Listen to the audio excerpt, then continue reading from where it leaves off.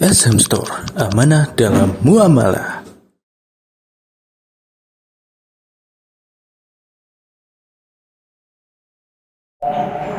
Penafsiran dari kata al-Islam.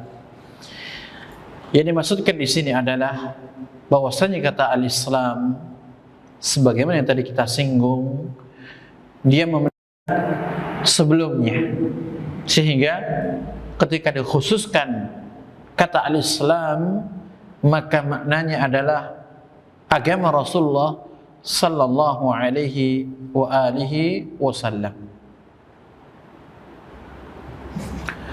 Dalam bab ini dibawakan satu ayat Al-Quranul Karim yang menjadi landasan dari bab tersebut, dan 4 hadis Nabi yang mulia sallallahu alaihi wa alihi wasallam. Adapun ayat dibawakan dari surat Al-Imran ayat 20. Allah Subhanahu wa taala berfirman, "Fa in hajjuk faqul aslamtu wajhiya lillahi wa man ittaba'an." Jika mereka mendebatmu, maka katakan, aslamtu wajhi lillah, aku serahkan wajahku hanya kepada Allah, wa man ittaba'ani, dan juga orang-orang yang mengikuti aku. Maksud dibawakan ayat tersebut dalam bab ini adalah bahwa Islam secara hakikat adalah taujihu wajhil abdi ila Allah Subhanahu wa ta'ala, yaitu menyerahkan, menyandarkan hamba jiwa dan raganya hanya kepada Allah Subhanahu wa ta'ala. Makanya Allah Subhanahu wa ta'ala mengatakan, aslamtu wajhi lillah, aku serahkan, aku pasrahkan, aku sandarkan wajahku hanya kepada Allah. Berserah diri mutlak hanya kepada Allah Subhanahu wa ta'ala. Itulah hakikat Islam. Dengan apa seorang menyerahkan dirinya, jiwa dan raganya kepada Allah? Pertama, bitauhid, dengan mentauhidkan Allah Subhanahu wa ta'ala. Dan yang kedua, bitta'ah, dengan melakukan ketaatan kepadanya Subhanahu wa ta'ala. Dari sini kita memahami, ma'asyiral muslimin, bahwasannya ketika kita seorang muslim, maka dituntut untuk menyerahkan semua jiwa raga kita kepada Allah, beribadah hanya kepadanya, meminta hanya kepadanya, dan melakukan semua amal-amal kebaikan yang diperintahkan oleh Allah Subhanahu wa ta'ala.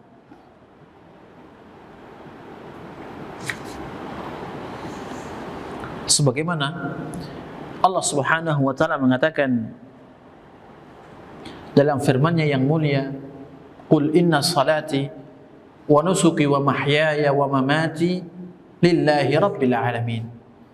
Katakan, sesungguhnya salatku, ibadahku, korbanku, hidup dan matiku, aku persembahkan hanya kepada Allah Rabbul Alamin, Rabb semesta alam. Adapun hadis yang dibawakan dalam bab ini diantaranya adalah riwayat Ibnu Umar radhiyallahu taala anhuma, bahwasanya Rasulullah sallallahu alaihi wasallam bersabda, "Al-Islamu an tashhada an la ilaha illallah." Islam itu adalah kamu bersaksi bahwasanya tidak ada ilah yang berhak diibadahi kecuali Allah, wa anna Muhammadar Rasulullah, dan bahwasanya Muhammad adalah utusan Allah, wa tuqimas salata wa tu'tiyaz zakata, kamu mendirikan salat, kamu menunaikan zakat, wa tasuma ramadhana, dan kamu berpuasa Ramadan, wa tahujjal baital harama in istata'ta ilaihi sabila, dan kamu berhaji ya ke Baitullah al-Haram jika kamu memiliki kemampuan di dalamnya. Hadis yang mulia ini dibawakan oleh al-muallif rahimahullahu ta'ala dalam bab tafsir Al-Quran yang menunjukkan bahwasannya tafsirul Islam yang menunjukkan bahwasannya Islam itu dibangun di atas 5 rukun. Yang pertama adalah syahadah, yang kedua adalah salat, ketiga adalah zakat, keempat puasa, dan yang kelima adalah haji. Dan tidaklah bangunan Islam itu akan tegak, akan kokoh sampai ditegakkannya 5 rukun tersebut. Artinya, seorang muslim ya, ketika dia mengatakan saya muslim, saya beriman, saya adalah umat Rasulullah sallallahu alaihi wasallam yang mengikutinya, maka dia dituntut untuk meyakini 5 rukun tersebut dan mengamalkannya. Yang pertama adalah syahadah, yang harus diikrarkan melalui lisan dia dari lubuk hati yang paling mendalam. Yang kedua, salat yang harus ia tegakkan setiap harinya 5 waktu. Yang ketiga adalah dia harus menunaikan zakat yang Allah perintahkan. Yang keempat adalah dia berpuasa di bulan Ramadan sebagaimana ketetapan Allah Subhanahu wa taala. Dan yang keempat adalah ibadah haji khusus bagi mereka yang memiliki kemampuan untuk melakukannya. Dan tidaklah sempurna bangunan Islam seorang hamba, seorang muslim, seorang mukmin sampai dia menegakkan arkanuhu, rukun-rukun Islam tersebut. Kemudian hadis yang kedua yang dibawakan oleh al-Imam al-Muallif rahimahullahu taala adalah sabda Nabi yang mulia sallallahu alaihi wasallam yang diriwayatkan oleh Abu Hurairah radhiyallahu taala anhu. Dia mengatakan, al-muslimu man salima al-muslimuna min lisanihi wa yadihi, wal muhajiru man hajara ma nahallahu anhu. Seorang muslim itu adalah orang yang kaum muslimin lainnya itu selamat dari lisan dan tangannya. Gangguan lisan selamat dari ucapan buruk, ucapan qatar, ucapan ghibah, ataukah namimah, atau yang lainnya. Wayadih, dan juga dari gangguan tangan-tangan dia. Wal muhajir man hajara ma nahallahu anhu. Dan seorang yang berhijrah itu adalah orang yang hijrah dari perkara yang Allah larang, meninggalkan perbuatan haram, baik itu menerjang batasan Allah ataukah dia meninggalkan perintah Allah, karena ini termasuk mimma nahallahu anhu, yaitu perkara yang dilarang oleh Allah Subhanahu wa taala. Didatangkan oleh beliau hadis ini pada bab tafsirul Islam menunjukkan bahwasannya sikap seorang muslim yang sejalan dengan makna Islam itu adalah hendaknya dia mampu menjaga diri jangan sampai dia melakukan kezaliman kepada yang lainnya. Dan perkara yang paling mendominasi kezaliman kepada saudara yang lain adalah lisan dan tangan. Lisan dan tangan. Ini yang paling banyak terjadi. Berapa banyak kita jumpai antara satu muslim dengan yang lainnya saling mengejek, mengolok-olok, bahkan sampai diadu domba dengan lisannya, dengan tangannya, baik itu dalam bentuk fisik ataukah dalam bentuk tulisan-tulisan yang ia goreskan melalui buku maupun media sosial. Seorang muslim yang sejati adalah mereka yang mampu menjaga dirinya jangan sampai membuat kezaliman atau menzalimi kepada saudara yang lain sama muslim. Adapun hadis yang ketiga, yaitu hadisnya Bahz bin Hakim dari bapaknya, dari kakeknya, bahwasanya dia bertanya kepada Rasulullah sallallahu alaihi wasallam tentang Islam. Maka Nabi yang mulia sallallahu alaihi wasallam mengatakan, antuslima qalbaka lillah wa an tuwalliya wajhaka ila Allah wa an tusalli as-salata al-maktubah wa tuaddi az-zakata al-mafruḍah. Islam itu adalah kamu menyerahkan hatimu kepada Allah. kamu menghadapkan wajahmu hanya kepada Allah, kamu menegakkan salat 5 waktu dan menunaikan zakat yang Allah wajibkan. Asyahid dalam hadis ini bahwasannya Islam yang dimaksudkan itu adalah bagaimana seorang menjadikan hatinya betul-betul pasrah dan bersandar hanya kepada Allah. Sebagaimana halnya dia selalu menjadikan Allah sebagai prioritas pertama dan utama di dalam dia beribadah dan beramal saleh. Apakah dalam salatnya, ataukah dalam dia menunaikan zakatnya, atau dalam urusan-urusan amal saleh yang lain. Hati selalu tergantung kepada Allah Subhanahu wa taala. Hati selalu mengutamakan Allah Subhanahu wa taala dan setiap amal-amal ibadah yang ia lakukan. Maka inilah Islam yang mengajarkan kepada umatnya untuk selalu menjaga hati akan kemurniannya yang harus ditujukan kepada Allah Subhanahu wa taala.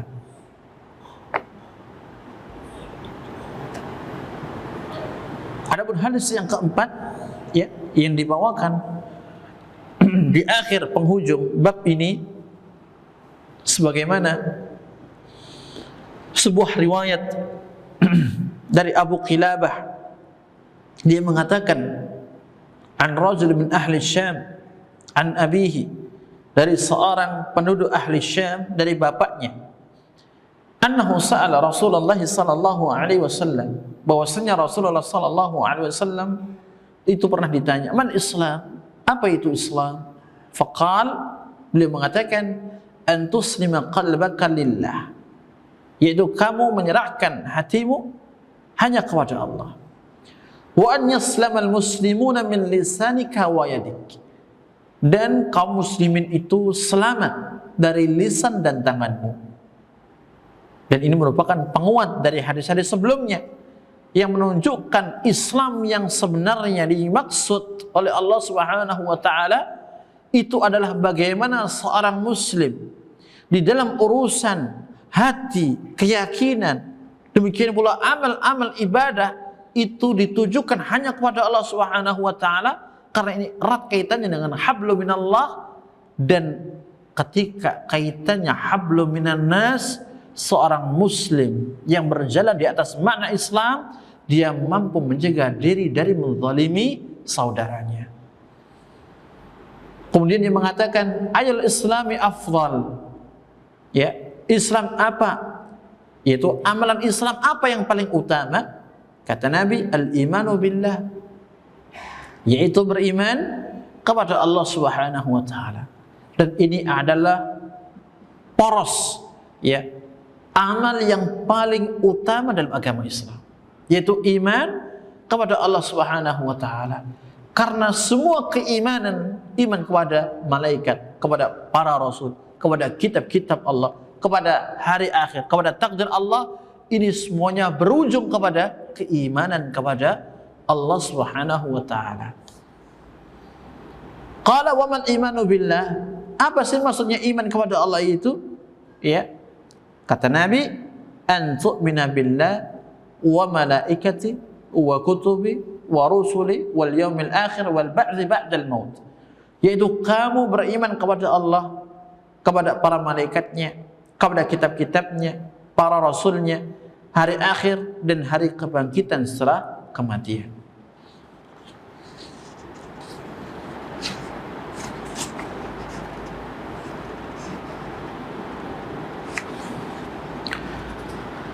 Kemudian di bab berikutnya, bab yang keempat, dibawakan oleh beliau dengan judul Babu Qaulillahi Ta'ala, wa man yabtaghi ghairal islami dina falan yuqbala minhu. Bab tentang firman Allah Subhanahu wa taala, barang siapa yang mencari selain Islam sebagai agama, maka tidak akan pernah diterima darinya. Dalam bab ini dibawakan oleh beliau rahimahullahu taala dua hadis Nabi yang mulia sallallahu alaihi wasallam. Yang pertama adalah hadisnya Abu Hurairah radhiyallahu taala an, dan yang kedua adalah hadisnya Ummul Mukminin Aisyah radhiyallahu taala anha. Adapun hadis yang pertama, Rasulullah sallallahu alaihi wasallam bersabda, "Taji'ul a'malu yaumal qiyamah." Nanti pada hari kiamat akan didatangkan amal-amal hamba, ya, amal-amal hamba. Fataji'us salatu, maka datanglah salat. Fataqul, ya Rabb, ana salat. Kemudian salat ini dia mengatakan, wahai Rabb, aku adalah salat. Fayaqul, innaki ala khair. Maka ya Allah mengatakan, innaki ala khair, sesungguhnya kamu berada di atas kebaikan. Thumma taji'us sadaqah, kemudian datanglah ya amal sedekah. Fataqulu, dia mengatakan, ya Rabb, ana sadaqah, wahai Rabbku, aku adalah amalan sedekah. Fayaqul, maka Allah katakan, innaki ala khair, sesungguhnya kamu berada di atas kebaikan. Thumma yaji'us siyam, kemudian datanglah amalan puasa. Fayaqulu ya Rabb anna siyam, kemudian dia mengatakan, wahai Rabb, aku adalah amalan puasa. Fayaqul, Allah mengatakan, innaka ala khair, sesungguhnya kamu berada di atas kebaikan. Thumma taji'ul a'malu ala dhalik, kemudian datanglah amal-amal manusia silih berganti seperti itu. Fayaqul, kemudian Allah katakan, innaki ala khair, sesungguhnya kamu berada di atas kebaikan. Thumma yaji'ul Islam, kemudian datanglah apa? Amalan yang berupa Islam ini. Fayaqulu ya Rabb, dia mengatakan, wahai Rabbku, antas salam, engkau adalah as-salam, zat yang maha pemberi keselamatan. Wa anal Islam, dan saya adalah Islam. Fayaqul, maka Allah katakan, innaka ala khair, sesungguhnya kamu berada di atas kebaikan. Bikal yaum akhudh, dengan sebab inilah ya, atau dengan sebab kamulah pada hari ini aku mengambil, yakni hari pembalasan. Wa bika u'ti, dan dengan sebabmu lah aku nanti memberi. Qala Allah Ta'ala fi kitabih, Allah Subhanahu wa taala mengatakan, wa may yabtaghi ghairal islami dina fala yuqbala minhu wa huwa fil akhirati minal khasirin. Barang siapa yang mencari selain Islam sebagai agama, niscaya tidak akan pernah diterima darinya, dan dia tergolong menjadi orang-orang yang merugi di akhirat. Dibawakan hadis yang mulia ini oleh al-muallif rahimahullahu ta'ala menunjukkan akan pentingnya Islam, yang merupakan satu amal yang menjadi syarat diterima tidaknya semua amal seorang hamba. Orang salat, orang zakat, orang puasa, namun dia bukan orang Islam, tidak akan diterima oleh Allah Subhanahu wa taala. Orang bersedekah, orang memberikan bantuan bencana alam, donasi, kebaikan banyak, namun bukan seorang yang muslim, tidak akan diterima oleh Allah.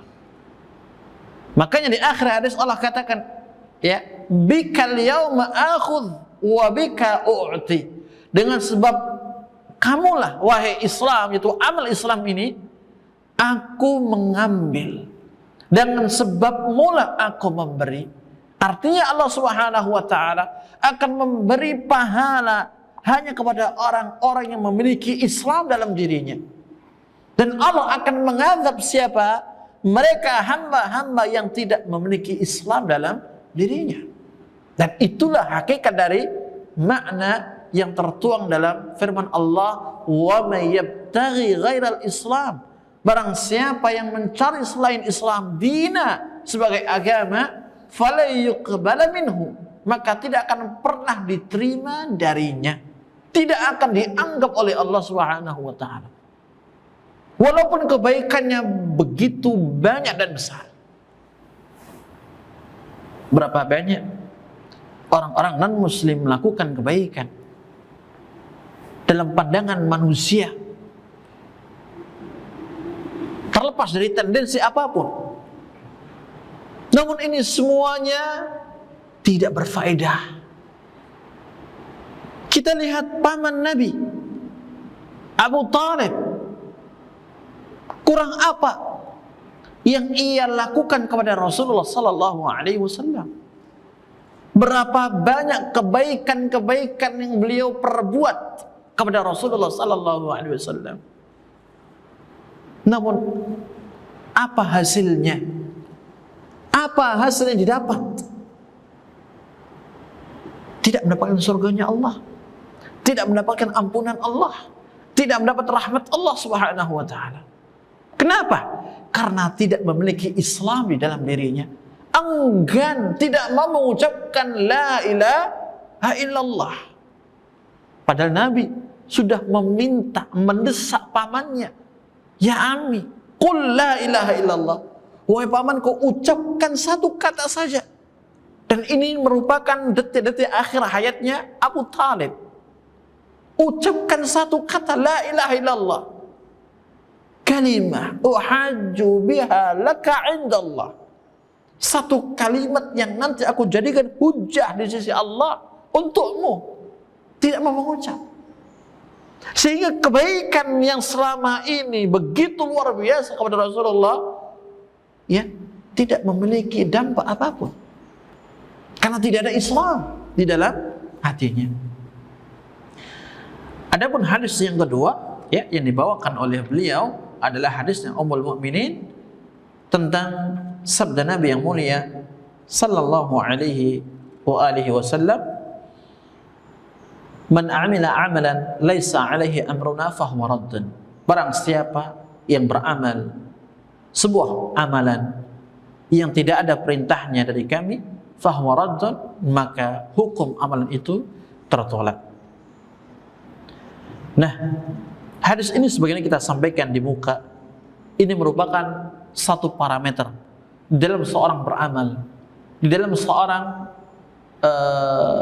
menjalankan terkait dengan apa yang menjadi ajaran agama Islam. Jangan sampai dia melakukan, menegakkan agama Islam di luar dari ketentuan yang sudah ditetapkan oleh Allah dan Rasulnya sallallahu alaihi wa alihi wasallam. Karena ini semuanya tidak akan mungkin diterima oleh Allah. Karena itu bukan Islam yang diinginkan oleh Allah Subhanahu wa taala. Karena Islam seperti tadi disebutkan sempurna. Sudah sempurna. Yang namanya sempurna tidak membutuhkan adanya tambahan sama sekali. Sehingga kewajiban kita adalah melakukannya, mengamalkannya, menjalankannya sesuai dengan tuntunan tersebut. Tidak menambahkan. Dan inilah, ya, kategori Islam yang diinginkan oleh Allah Subhanahu wa taala.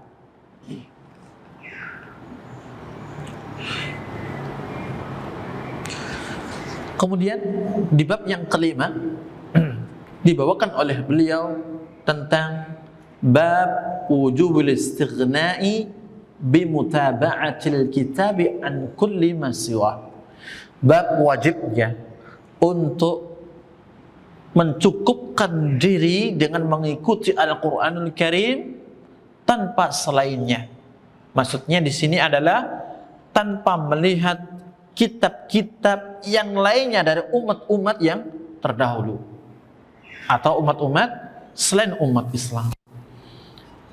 Pada bab ini dibawakan oleh beliau satu ayat Al-Qur'anul Karim dan juga satu hadis Nabi yang mulia sallallahu alaihi wa alihi wasallam. Adapun ayat yang dibawakan oleh beliau adalah firman Allah yang tertuang dalam surat An-Nahl ayat 89. Allah berfirman, "Wa nazzalna 'alaikal kitaba tibyanan likulli syai'." Dan kami menurunkan kepadamu Al-Qur'an, ya, tibyanan likulli syai', sebagai penjelas pada segala sesuatu.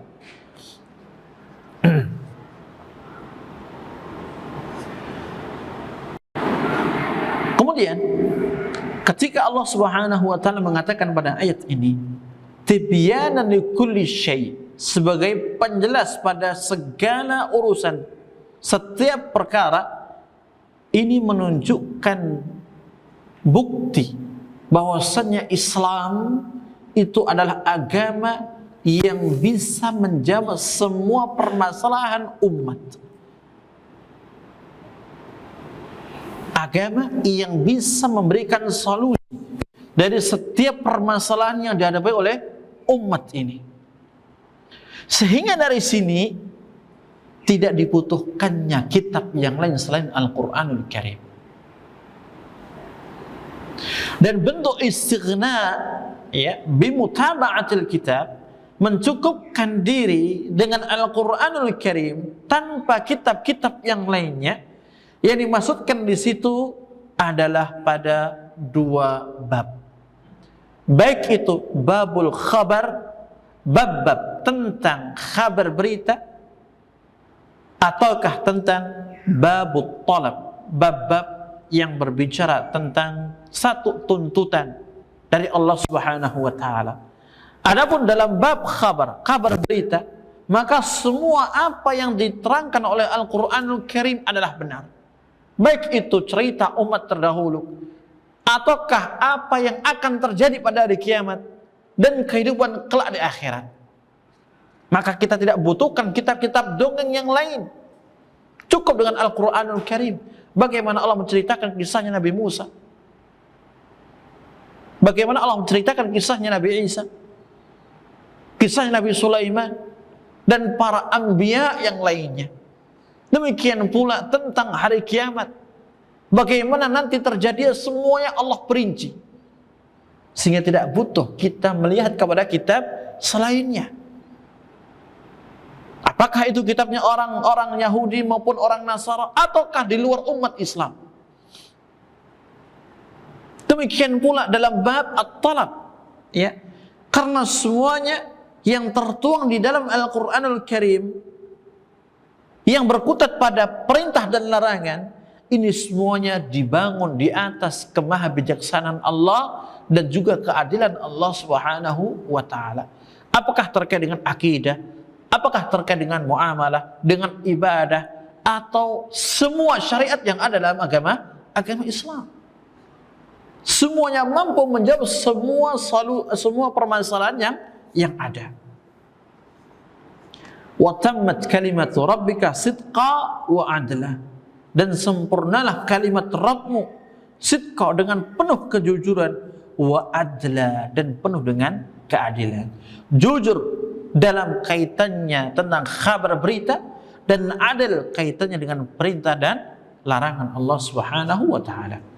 Adapun hadis yang dibawakan oleh beliau rahimahullahu taala adalah sebuah hadis yang dikeluarkan oleh Al-Imam An-Nasa'i dan juga yang lainnya dari Nabi yang mulia sallallahu alaihi wasallam, annahu ra'a fi yadi Umar bin Al-Khattab radhiyallahu taala an, bahwasanya Nabi pernah melihat, ya, di tangannya Umar bin Khattab waraqah min at-Taurah, ada satu lembar kertas, ya, dari kitab Taurat. Nabi mendapati Umar pada waktu itu, ya, membawa selembar kitab Taurat. Faqal, Nabi pun mengatakan, amutahawwikuna ya ibn al-Khattab, laqad ji'tukum biha bayda naqiyah, law kana Musa hayyan wattaba'tumuhu wa taraktumuni dalaltum. Dalam riwayat yang lain, law kana Musa hayyan ma wasi'ahu illa ittiba'i. Faqala Umar, raditu billahi rabba wa bil islami dina wa bi Muhammadin rasula. Artinya, ketika Rasulullah sallallahu alaihi wasallam mendapati Umar sedang membawa selembar kitab Taurat, maka Nabi mengatakan, apakah kamu masih bingung wahai Ibnul Khattab? Artinya ragu dengan kebenaran Islam. yang telah aku bawa, ragu tentang Al-Quran yang telah diwahyukan oleh Allah Subhanahu wa ta'ala. Kemudian Nabi menguatkan ucapannya, sungguh aku telah datang kepada kalian dengan membawa kitab yang jauh lebih baik daripada Taurat. Bayda naqiyah, ya, bayda putih bersih, naqiyah yang jernih, tidak ada satupun kotoran.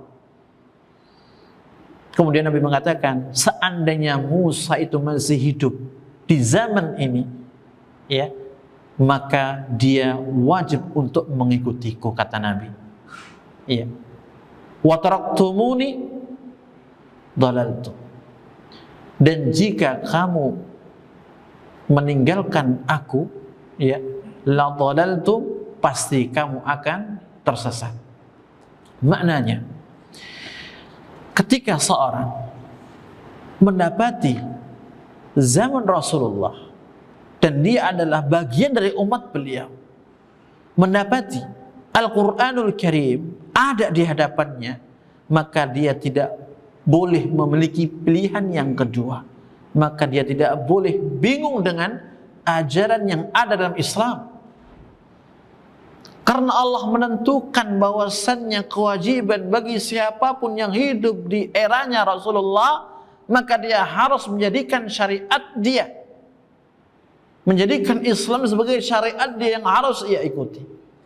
Sebagaimana halnya ketika mendapati Al-Quranul Karim sudah diturunkan oleh Allah Subhanahu wa ta'ala, maka tidak boleh baginya untuk melihat kepada kitab-kitab selain Al-Quranul Karim.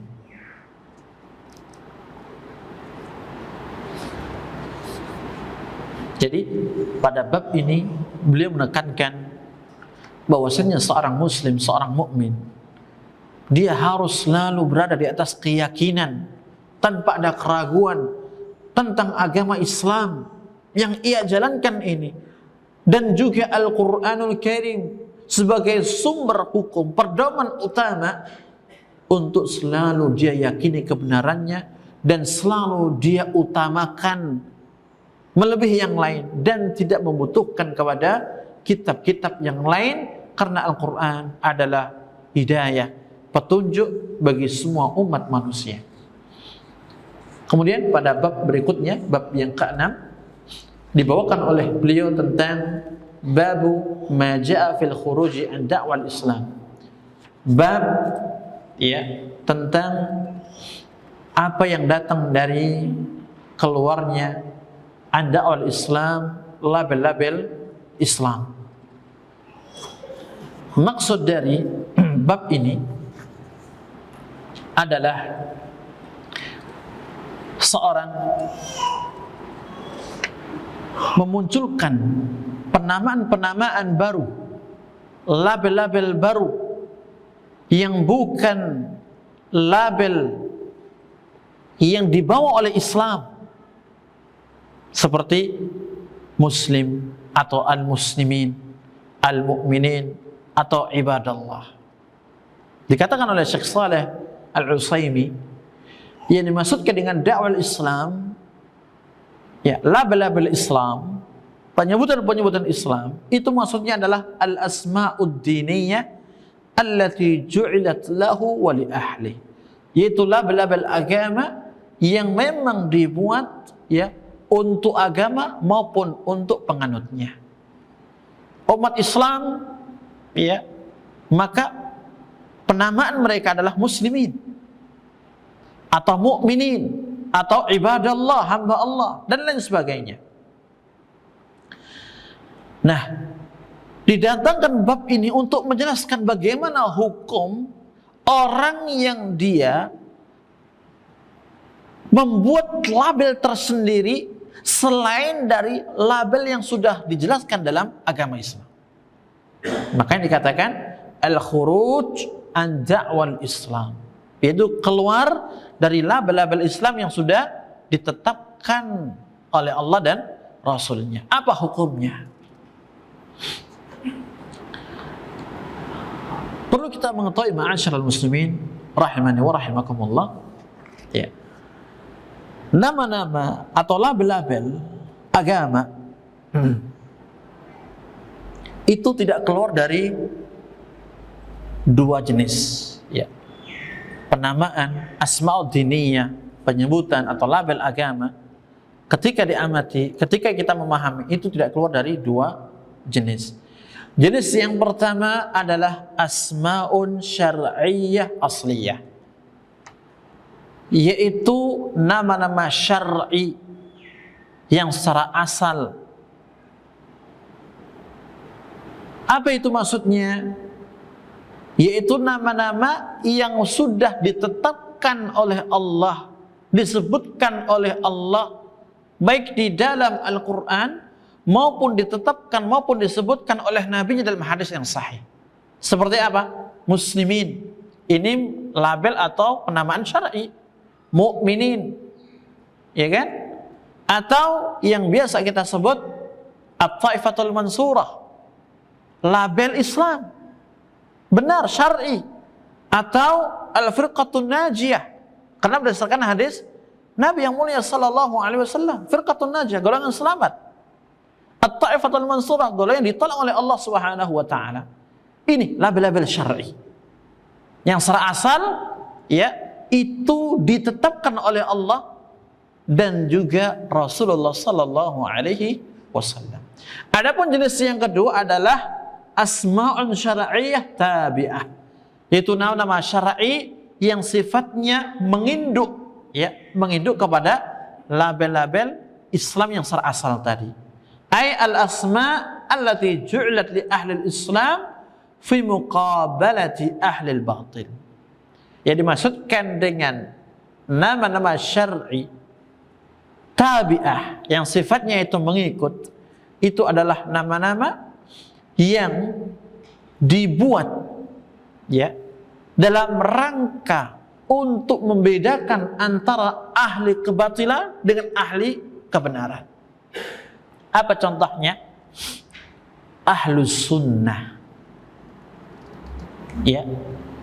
Nama ini dimunculkan dulu di zaman sahabat, mereka semua dikenal muslimin, mukminin, ya, dengan jenis yang pertama. Namun ketika belakangan muncul beberapa kelompok khawarij, muncul kelompok qadariyah, maka dimunculkanlah nama ahlus sunnah ditambah wal jamaah. Ahlus sunnah yaitu orang-orang yang mengikuti sunnah, menjadikan sunnah sebagai acuannya. Al jamaah adalah menunjukkan bahwasannya mereka menginginkan persatuan di atas imam yang sah, yang menjadi pembeda antara mereka dengan orang khawarij, sebagaimana pembeda antara mereka dengan orang qadariyah. Dimunculkan nama apa? Ahlus sunnah sebagai pembeda, ya, dengan siapa? Orang-orang ahli batil. Kemudian muncul nama ahlul hadis, ya, ahli hadis. Kenapa nama ini muncul? Karena sebagai pembeda dari orang-orang yang mengandalkan akalnya sebagai apa? Sandaran utama di dalam beragama, bukan hadis Nabi. Muncul lagi nama ahlul athar, ya, yaitu mereka orang-orang yang selalu mengikuti athar-athar Nabi, menapaktilasi athar Nabi, sebagai pembeda antara mereka dengan orang yang mengandalkan logika di dalam beragama. Dan muncul istilah as-salaf atau as-salafiyin sebagai pembeda antara mereka dengan ahli batil yang menjadikan athar-athar para sahabat hanya sebatas kenangan historis mata tanpa diikuti dan dijadikan sebagai parameter dalam memahami agama. Nah, dua jenis inilah yang dimaksudkan oleh beliau, ya, terkait dengan nama-nama atau label-label Islam yang sahih. Adapun selainnya, maka ini keluar dari penyebutan yang sahih. Dalam bab ini dibawakan Firman Allah Subhanahu wa taala dalam surat Al-Hajj ayat 78, wa qala Allah taala, dan firman Allah Subhanahu wa taala, huwa sammakum al-muslimin min qablu wa fi hadha. Dialah Allah yang menamakan kalian dengan nama muslimin. Dan ini jenis yang pertama tadi, ya, penyebutan nama yang Allah tetapkan dalam Al-Quran, muslimin.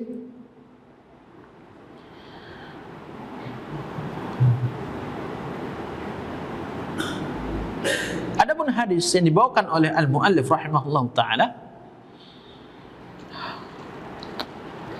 adalah sebuah hadis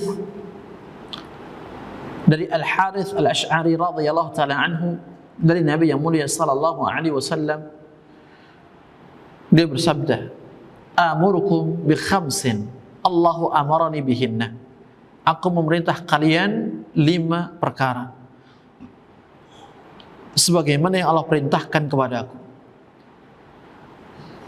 As-sam'u wat-ta'atu wal jihadu wal hijratu wal jamaah.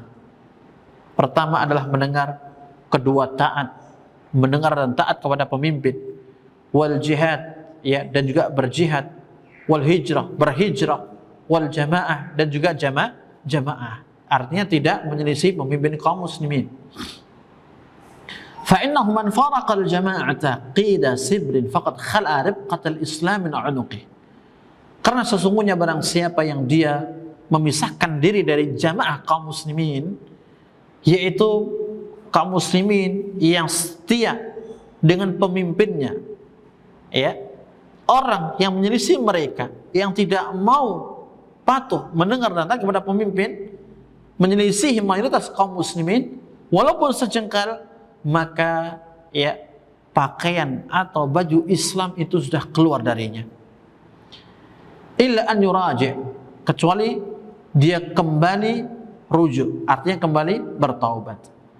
Wa man da'a bi da'wal jahiliyah fa innahu min jutha jahannam.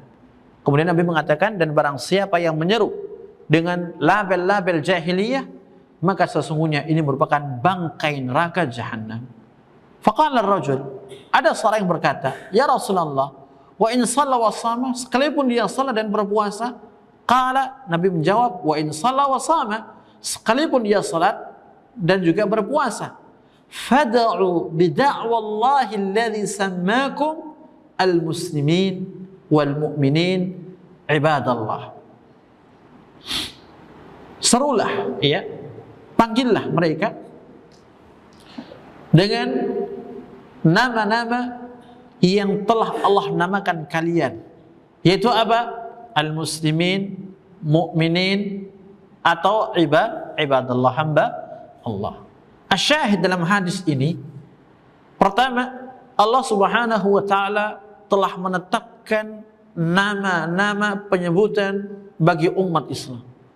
Dan ini adalah nama-nama syar'i, muslimin, mu'minin, ibadallah, hamba Allah. Yang kedua, larangan menyeru kaum muslimin, ya, dengan label-label yang keluar dari apa yang Allah tetapkan tadi. Karena ini semuanya merupakan dakwah jahiliyah, yaitu label dan panggilan-panggilan ala jahiliyah. Terlebih lagi dalam riwayat yang kedua, ya, dijelaskan sebuah riwayat dari Abu Abbas rahimahullah, kullu ma kharaja an da'wa al-islam wal Qur'an min nasab aw balad aw jins aw madhhab aw tariqa fahuwa min azail jahiliyah bal lam ikhtasama muhajiriyun wa ansari faqala al-muhajiru ya lil muhajirin wa qala al-ansari ya lil ansar qala sallallahu alaihi wasallam abi da'wa al-jahiliyati wa ana bain adhhurikum wa ghadiba lidzalika ghadaban syadidan. Artinya begini, dalam penjelasan yang dimaksudkan dengan dakwah jahiliyah, dibawakanlah sebuah riwayat yang sebelumnya dijelaskan terlebih dahulu oleh Abu Abbas. Dia mengatakan, ya, semua panggilan-panggilan di luar dari penamaan dan label yang sudah ditetapkan oleh Islam dan Al-Quran, baik itu nasab, apakah itu kembali ke negaranya, atau jenisnya, atau kembali ke madhabnya, atau tariqahnya, maka ini semuanya termasuk salah satu bentuk dari dakwah jahiliyah, yaitu panggilan-panggilan apa? Jahiliyah. Dan itu tercermin dari apa yang pernah terjadi di zaman Nabi yang mulia sallallahu alaihi wasallam ketika terjadi percekcokan antara orang muhajiri dan ansar. Orang muhajir dia manggil kaumnya, ya muhajirin, wahai orang-orang muhajirin. Ansar pun juga demikian, ya ansar, wahai kaum ansar. Maka pada waktu itu ketika Nabi mengetahui dan mendengar panggilan mereka, begitu marahnya beliau sallallahu alaihi wasallam sering mengatakan, abi da'wal jahiliyati wa ana baina adhharikum. Apakah pantas kalian masih memanggil saudara kalian dengan panggilan-panggilan jahiliyah? Ketika dikatakan ya lil muhajirin, wahai orang-orang muhajirin, ini nisbat kemana? Mereka orang-orang yang berasal dari Makkah. Ya lil ansar, wahai kaum ansar, nisbat kepada mereka orang-orang yang tinggal di kota Madinah, penduduk tetap Madinah. Panggilan kepada suku tertentu, kabilah tertentu dikategorikan oleh Nabi sebagai dakwah jahiliyah. Ya, panggilan-panggilan ala jahiliyah. Keluar dari apa yang sudah ditetapkan oleh Allah dari penamaan muslimin, mukminin atau ibadallah. Jadi hukum seorang mengenakan atau memanggil kaum muslimin dengan panggilan selain dari apa yang ditetapkan oleh Allah Subhanahu wa taala dan Rasulullah sallallahu alaihi wasallam, maka ini tidak dibenarkan oleh agama.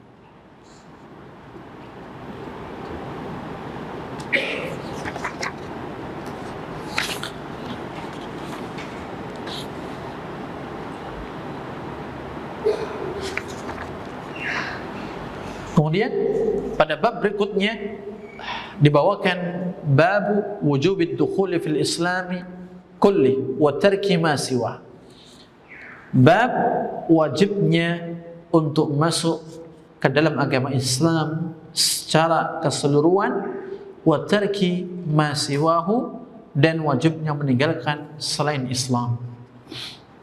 Dalam bab ini yang dimaksudkan oleh al-muallif rahimahullahu taala adalah ketika seorang mengetahui keistimewaan agama Islam, keutamaan agama Islam, demikian pula hakikat agama Islam seperti apa, maka ketika dia memeluk agama Islam, hendaknya dia ketika memeluk dan memasukinya betul-betul dalam kondisi sesempurna mungkin. Udkhulu fis silmi kafah, sebagaimana kata Allah, masuklah ke dalam agama Islam secara keseluruhan. Jangan sampai menoleh kanan kiri depan belakang kepada agama yang lain. Dan yakinlah Islam adalah agama yang paling benar.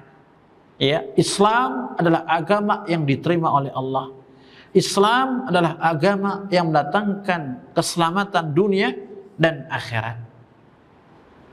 Dalam hal ini, ya, yakni pada bab ini dibawakan oleh al-muallif rahimahullahu taala 8 dalil.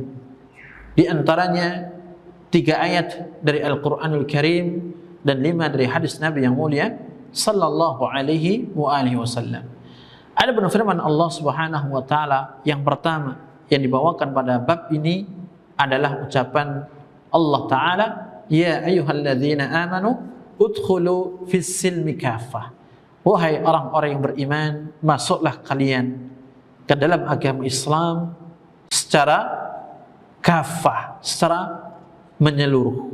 Ya, artinya tidak mungkin kalian bisa dikatakan masuk ke dalam agama Islam secara menyeluruh kecuali kalian meninggalkan semua di luar dari Islam. Ya, ketika kita masuk agama Islam berarti akidah kita harus betul-betul sesuai dengan apa yang dijelaskan oleh Allah dan Rasulullah. Ibadah kita, muamalah kita, akhlak dan adab kita. Karena ketika seorang masuk Islam tidak boleh separuh. Maka dia harus kena semua dari ujung rambut sampai telapak kaki. Jangan sampai ada warna yang lain dari akidah lain. Jangan sampai ada warna lain dari ibadah yang lain. Ya, jangan sampai.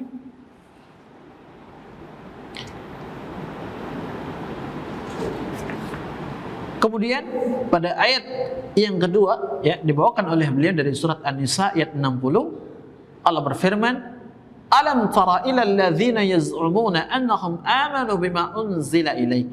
Tidakkah kamu melihat kepada orang-orang yang menyangka dirinya telah beriman kepada apa yang engkau turunkan ila akhiril ayat, ya, disebutkan dalam kelanjutan ayat itu, yuriduna an yatahakamu ila taghut wa qad umiru ay yakfuru bih. Mereka menginginkan untuk berhukum kepada taghut padahal mereka diperintah untuk mengkufurinya. Nah, ayat yang mulia ini berbicara tentang mereka orang-orang munafikin khususnya yang menyembunyikan kekufurannya, menampakkan keislamannya. Mereka menyangka dirinya sudah Islam secara keseluruhan, padahal masih ada keinginan mereka untuk berhukum kepada hukum taghut. Hukum taghut adalah hukum selain hukum Allah Subhanahu wa taala. Bahkan sampai pada titik ini pun ya, seorang yang beriman dia dituntut untuk mengambil hukum-hukum Allah Subhanahu wa taala.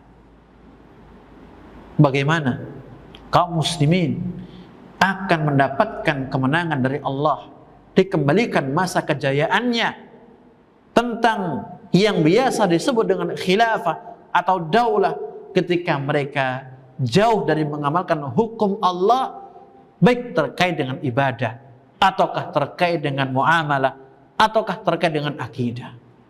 Ma yumkin, ini tidak mungkin. Ya. Karena kita melihat, sering mendengar berapa banyak di antara kalangan kaum muslimin menyuarakan khilafah, daulah Islamiyah atau nama-nama yang lain, namun mereka tidak masuk ke dalam Islam secara keseluruhan. Mereka menyeru untuk berhukum kepada hukum Allah, sedangkan mereka sendiri pun tidak mau menegakkan hukum Allah dalam masalah salat. Tidak mau menegakkan hukum Allah dalam masalah muamalah. Padahal Allah menyuruh udkhulu fis silmi kafah. Masuklah ke dalam Islam secara keseluruhan. Ya. Jadi warna yang ada pada diri seorang mukmin itu adalah warna Islam. Bukan dicampur dengan pemikiran ini, pemikiran itu, sistem ini, sistem itu. Ya, bukan. Tapi murni Islam.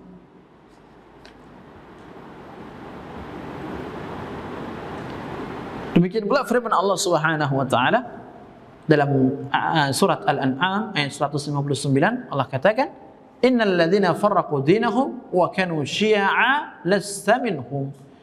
Sesungguhnya ya orang-orang yang memecah agama mereka, wa kanu syi'a, dan mereka itu menjadi bergolong-golong, lasta minhum fi syai', maka kamu Muhammad bukan dari mereka sama sekali. Artinya ya, orang yang menjadikan umat terpecah belah di atas Islam ini, baik itu berupa kekufuran, kesyirikan atau kebid'ahan, maka hakikatnya ajaran Rasulullah itu bukan bagian dari mereka. Terlebih orang yang menginduk kepada sunnah Rasulullah itu bukan bagian dari mereka, orang-orang yang memecah belah agama tersebut.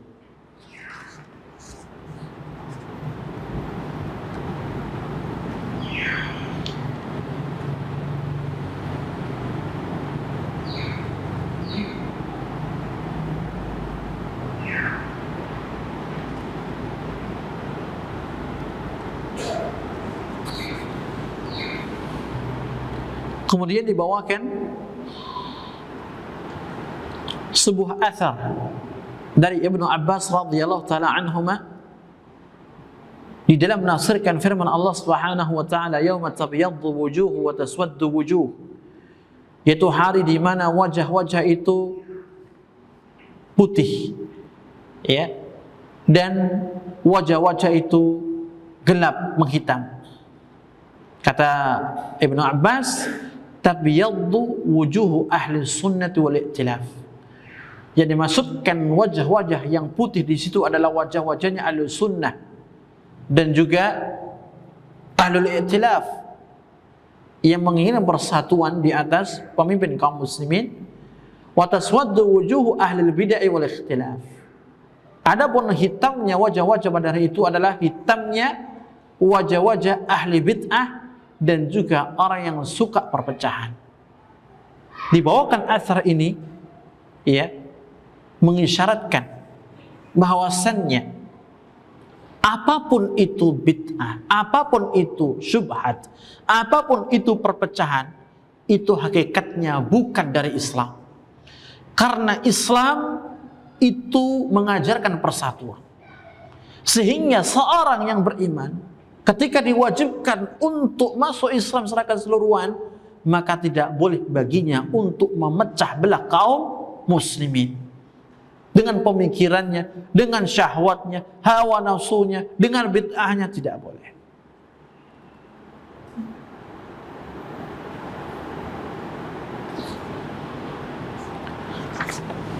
Dan beberapa riwayat yang disampaikan oleh al-muallif rahimahullahu ta'ala, yang diantaranya adalah hadis iftilaqul ummah dalam hal ini. Demikian pula hadisnya Irbad bin Sariyah dan beberapa hadis yang lainnya yang menunjukkan bahwasannya seorang mukmin ketika dia menjadikan Islam sebagai agama, maka hendaknya dia betul-betul mewarnai dirinya dengan Islam yang murni, dengan Islam yang dibawa oleh Nabi yang mulia sallallahu alaihi wasallam. Jangan sampai dia mengambil selain dari yang diajarkan oleh Nabi, terlebih dia membuat perkara baru atas nama agama. Kemudian pada bab selanjutnya dibawakan bab majaa annal bid'ata asyaddu minal kabair. Ya, bab tentang perkara bid'ah, bahwasanya dia itu lebih besar dosanya daripada kabair, yaitu dosa-dosa besar. Dalam hal ini, ya, ketika didatangkan bab ini, beliau al-muallif rahimahullahu ta'ala menginginkan agar kaum muslimin secara umum dan pembaca kitabnya secara khusus agar mereka mengetahui bahaya bid'ah, sehingga mereka bisa menjaga diri jangan sampai terjatuh ke dalamnya atau termasuk orang yang memprakarsai munculnya bid'ah. Karena bid'ah itu jauh lebih besar dosa maupun akibatnya daripada dosa-dosa besar. Dalam bab ini dibawakan 7 dalil oleh beliau rahimahullahu ta'ala, yang diantaranya adalah 3 dalil dari ayat Al-Quranul Karim dan 4 dalil yang lainnya dari hadis Nabi yang mulia sallallahu alaihi wa alihi wasallam. Adapun ya, ayat yang pertama beliau membawakan dari surat An-Nisa ayat 48. Allah Subhanahu wa taala mengatakan, "Innallaha la yaghfiru ayyushraka bihi wa yaghfiru ma duna dzalika liman yasha." Sesungguhnya Allah tidak akan mengampuni apabila Allah disekutukan dengan yang lainnya, dan Allah mengampuni dosa-dosa selain kesyirikan. Dibawakan ayat ini menunjukkan ya, bahwasannya perkara bid'ah hiya ya, asbahu bisyirik. Asbahu bisyirik. Perkara bid'ah ini dia lebih menyerupai dengan kesyirikan dibandingkan dengan yang lain. Kenapa? Li'annahuma yuta'abbad bihima wa yuttakhadhani dinan. Karena kedua-duanya antara syirik dan bid'ah semuanya itu dijadikan sebagai bentuk ibadah kepada selain Allah Subhanahu wa taala. Bahkan di atas namakan ibadah kepada Allah. Yang kedua, yuttakhadhani dinan, dan menjadikan keduanya sebagai agama. Kita lihat orang-orang musyrikin zaman dahulu. Mereka menyembah berhala mereka. Atas dasar apa? Atas dasar keyakinan. Kalau berhala ini yang notabene orang mati dari kalangan orang saleh, ya, itu dijadikan sebagai wasilah, perantara agar menyampaikan kebutuhan mereka kepada Allah. Dijadikan sebagai keyakinan, dikaitkan dengan agama. Akhirnya apa? Mereka masyarakat menjadikan ini adalah satu kebenaran, karena ini bagian dari agama. Kesyirikan. Demikian pula kebid'ahan. Ya, ketika dikeluarkan satu perbuatan baru, tidak ada tuntunannya, dan ini merupakan salah satu, ya, ajaran yang tidak ada dari Nabi yang mulia sallallahu alaihi wasallam, kemudian di atas namakan agama, bahkan dicari-cari dalilnya, dipas-paskan, dicari-cari pembenarannya, sehingga orang awam apa? Memahami ini adalah bagian dari agama, padahal bukan. Ya. Jadi ada kemiripan, ya, antara bid'ah dengan apa? Kesyirikan. Maka, ya, bid'ah inilah yang menjadikan dia itu jauh lebih besar, ya, dosa dan akibatnya daripada dosa-dosa besar. Kalau dosa besar, kita ambil contoh, ya, minum khamar. Orang minum khamar pasti dia mengetahui kalau ini adalah salah. Pasti dia yakin ini haram. Ini bukan ibadah. Ini larangan agama, pasti. Tapi kalau bid'ah, orang itu akan memandang lain. Karena kebodohannya dia tidak tahu, ia menganggap ini adalah ibadah kepada Allah, padahal bukan. Makanya, ya, para ulama mengatakan pelaku dosa dengan pelaku bid'ah itu lebih mudah taubatnya pelaku dosa. Kenapa? Karena pelaku dosa dia masih memahami dan meyakini adalah salah. Ini larangan agama. Tapi kalau pelaku bid'ah, dia meyakini apa? Ini adalah agama, bagian dari agama. Sehingga apa? Sulit untuk keluar dari perkara bid'ah.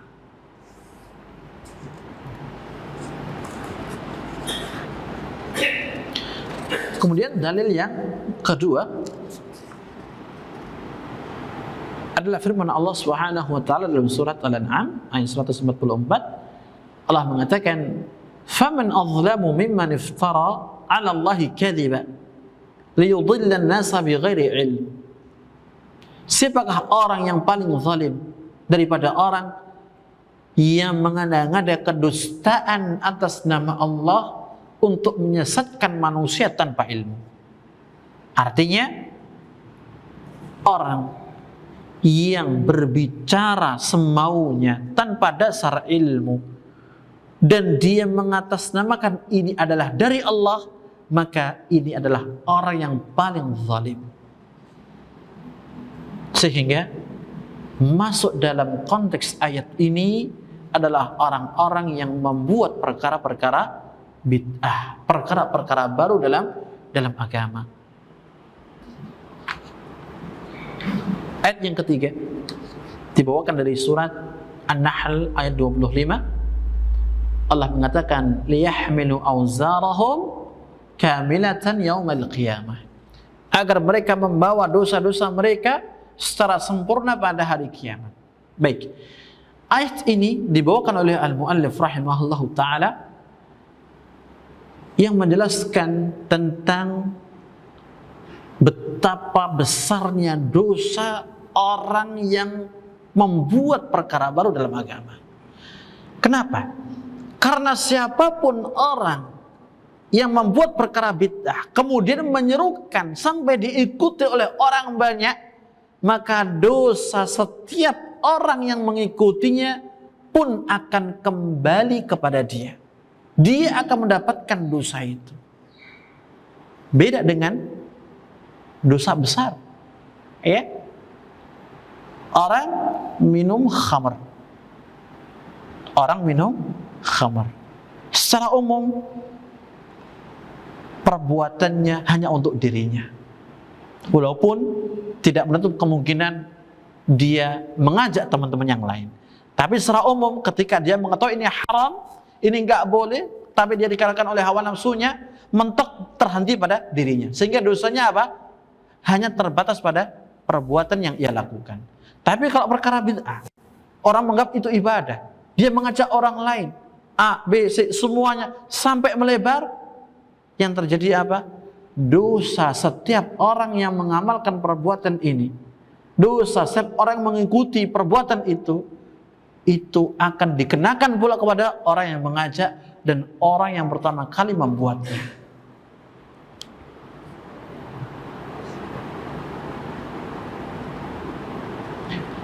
Jadi ini 3 ayat yang dibawakan oleh al-muallif rahimahullahu taala, dan beberapa hadis yang dibawakan oleh beliau, yang diantaranya adalah sebuah hadis dari Jarir, bahwasanya ada seorang dia bersedekah, kemudian ada orang dari kalangan para sahabat yang mengikuti sedekahnya.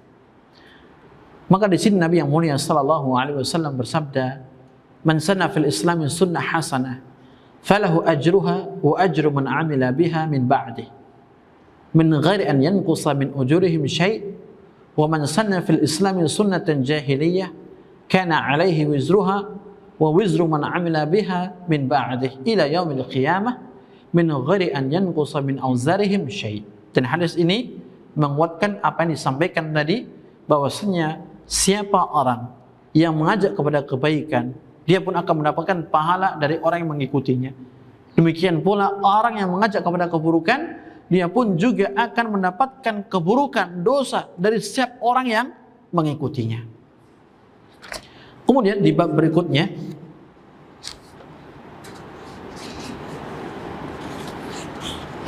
dibawakan oleh beliau babu ma jaa anna Allah ihtajara at-taubah an sahibil bid'ah.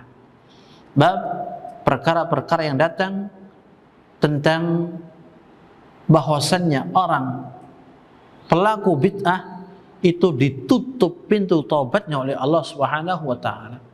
Maksudnya adalah orang yang melakukan bid'ah itu sulit untuk bertaubat kepada Allah. Kenapa? Karena dia meyakini bahwasannya perkara yang ia amalkan itu adalah kebenaran, bagian dari agama.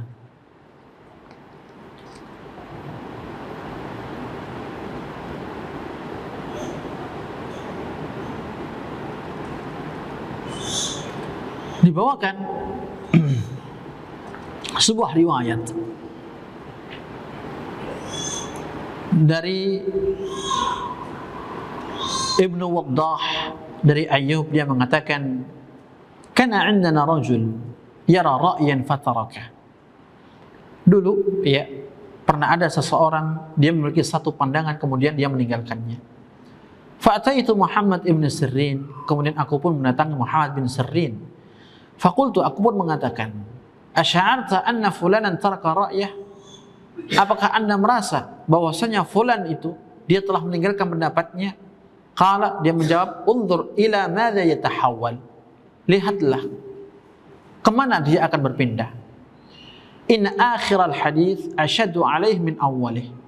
Sesungguhnya akhir hadis itu lebih berat ya daripada awalnya, yaitu sabda Nabi, yamruquna minal Islam thumma la ya'uduna ilaih. Mereka keluar dari Islam kemudian mereka tidak kembali kepadanya.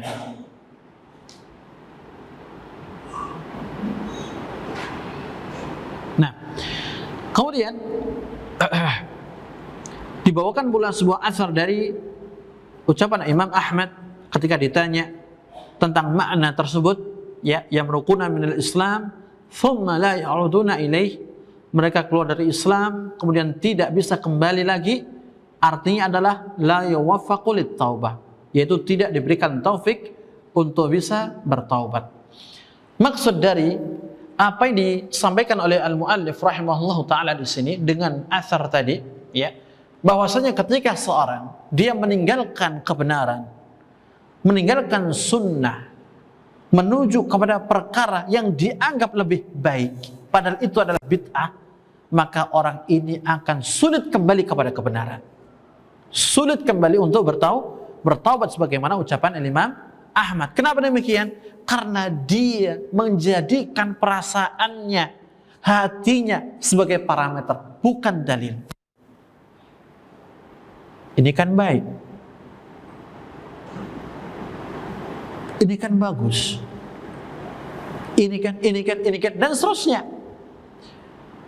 Sampai pada titik ini dianggap sebagai sesuatu yang baru, bagian dari agama Islam yang terlewat dari tuntunan Nabi yang mulia sallallahu alaihi wasallam. Nah, orang yang seperti ini itu adalah orang-orang la yuwaffaqu lit-taubah, orang-orang yang tidak diberikan taufik oleh Allah untuk bisa bertaubat kepada kebenaran yang sudah ada. Makanya ya, kita harus menjaga diri kita, mewanti-wanti diri kita dari segala macam perbuatan baru, perkara baru dalam agama ini. Karena hal ini akan bisa merusak hati kita, merusak akidah, ibadah, muamalah kita, akhlak kita.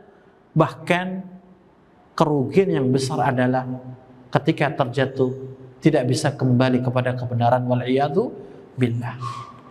Baik, jadi ini jamaah sekalian yang bisa kita kaji bersama dari daurah kita Fadl Islam, ya, berhenti pada bab yang terakhir, yaitu tentang bab yang ke-9, ya, tentang maja'a anallah ahtajara at-taubah an sahibil bid'ah, yaitu bab beratnya seorang ahli bid'ah untuk bisa kembali bertaubat.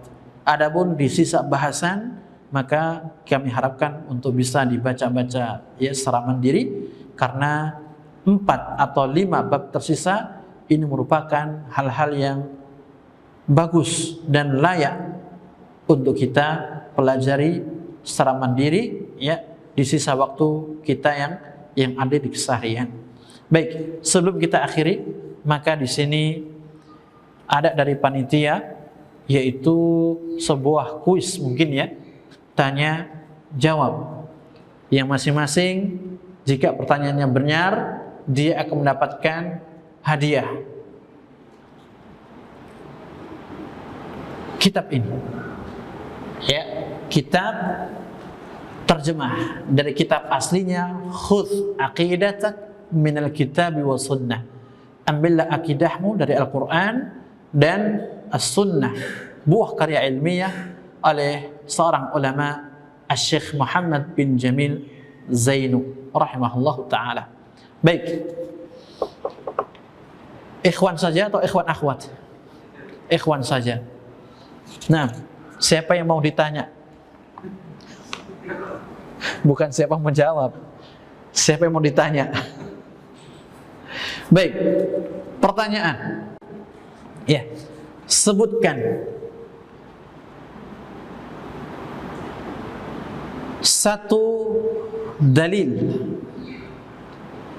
dari Al-Quranul Karim yang menunjukkan keistimewaan agama Islam.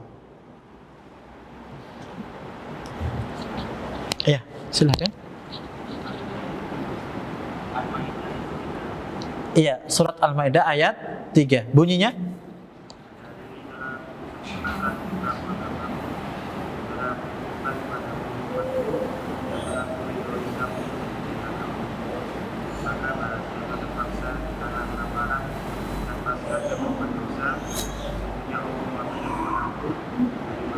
Baik. Arabnya coba dibaca. Ada Arabnya?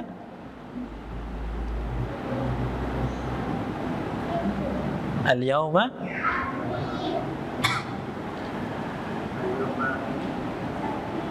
akmaltu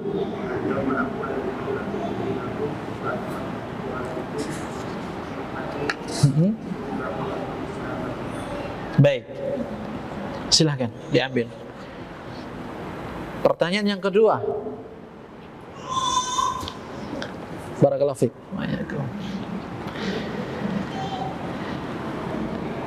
Sebutkan dua makna Islam.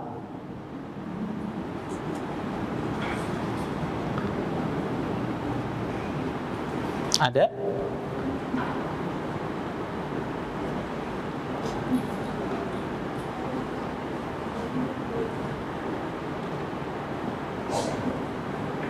Tidak ada.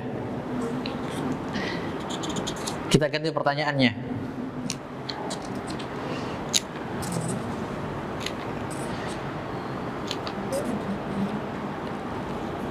Sebutkan dalil dari Al-Quranul Karim yang menunjukkan bahwasannya semua agama selain Islam itu tertolak, tidak akan diterima oleh Allah Subhanahu wa taala.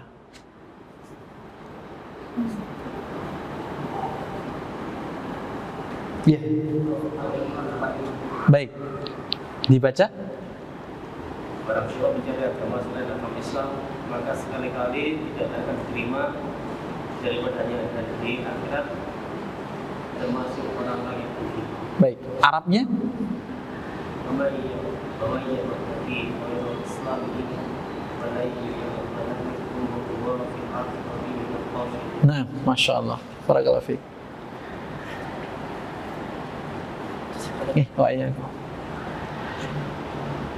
Ada 3 masian. Pertanyaan. Sebutkan 2 jenis penamaan yang syar'i bagi kaum muslimin. Ya? Kurang keras?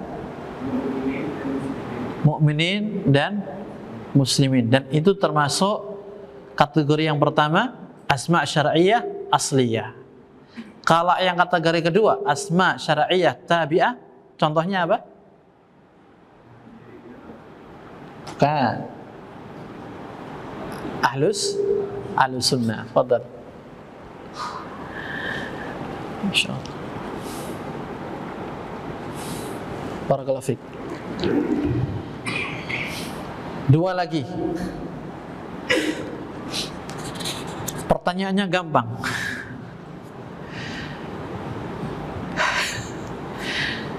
Mengapa ahli bid'ah, pelaku bid'ah, dia sulit untuk kembali kepada kebenaran, sulit bertaubat kepada Allah? Mau jenengan? Bapak? Mau jawab? Monggo.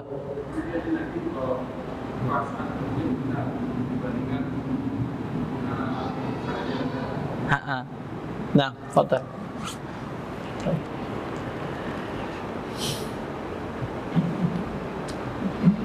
Masya Allah, barakallahu fiik. Wa iyyakum. Yang terakhir,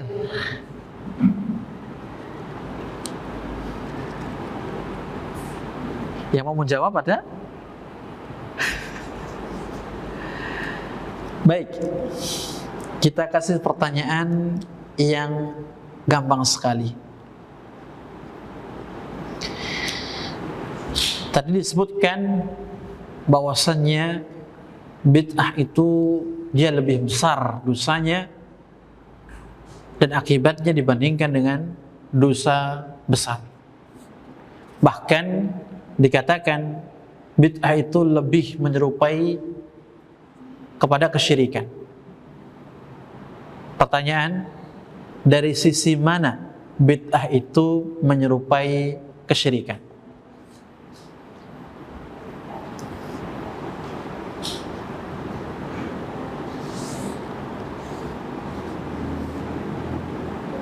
Monggo.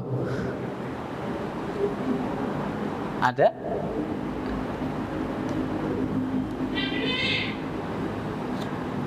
Oh iya, silakan Mas. Karena amanah dilakukan oleh pelakunya adalah ibadah dan ini sebagian dari agama, dan dia pelakunya menganggap amanah itu mendapatkan pahala. Nah, panitia dapat hadiah dari panitia untuk panitia berarti. Baik para jamaah sekalian, ya semoga apa yang kita kaji bersama mendatangkan kebaikan bagi kita, ditambahkannya keberkahan dan juga ilmu nafi' yang membawa perbaikan bagi kita semuanya, dan semoga Allah Subhanahu wa taala selalu menjaga kita, mengistiqamahkan hati kita di atas Islam, di atas iman sampai akhir hayat kita, dan selalu menjaga kita dari berbagai macam kesyirikan dan kebid'ahan serta dosa-dosa yang lainnya. Kurang lebihnya mohon maaf. Wa akhiru da'wana alhamdulillahirabbil alamin. Wa sallallahu ala nabiyyina Muhammadin wa alihi wa sahbihi wasallam. Subhanakallahumma wa bihamdika asyhadu an la ilaha illa anta astaghfiruka wa atubu ilaik. Wassalamu alaikum warahmatullahi wabarakatuh.